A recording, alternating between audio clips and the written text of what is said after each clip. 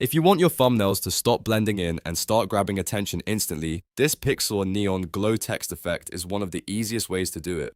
In this tutorial, I'll show you how to make your thumbnail text pop with a clean neon look using Pixlr E, even if you're a complete beginner. We'll set up the canvas, add bold text, rasterize it, and then apply a glowing filter that makes your design look way more clickable. If you find this helpful, go ahead and hit the like button and subscribe for more easy design tutorials. Alright, let's jump in. First, open your browser and launch Pixlr E. Once it loads, create a new project canvas. For thumbnail design, you want a clean, simple setup that gives your text room to stand out. A dark background works especially well for neon effects, so set your background to black or a deep charcoal color. This darker base makes bright glow colors look much more vibrant and gives your thumbnail that modern high contrast style. Now it's time to add your text. On your keyboard, press to select the type tool, then click anywhere on the canvas and type your headline.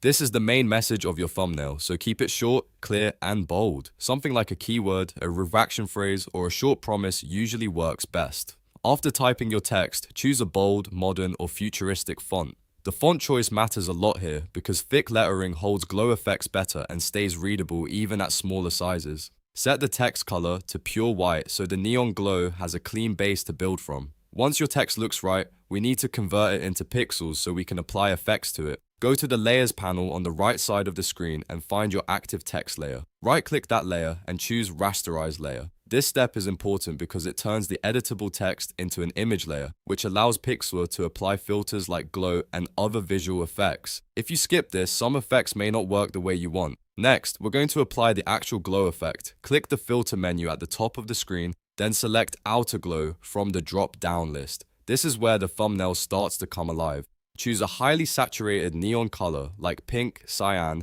electric blue, or bright green. These colors are popular because they instantly create that eye-catching digital look that performs so well on thumbnails. After selecting the color, use the size slider to expand the glow boundary. The more size you add, the wider the glow spreads around the text. Then adjust the feather slider to soften the edges and make the light look smoother. Finally, use the opacity slider to control how bright and intense the glow appears. If the glow feels too weak, raise the opacity. If it feels too harsh, lower it until it looks balanced and polished.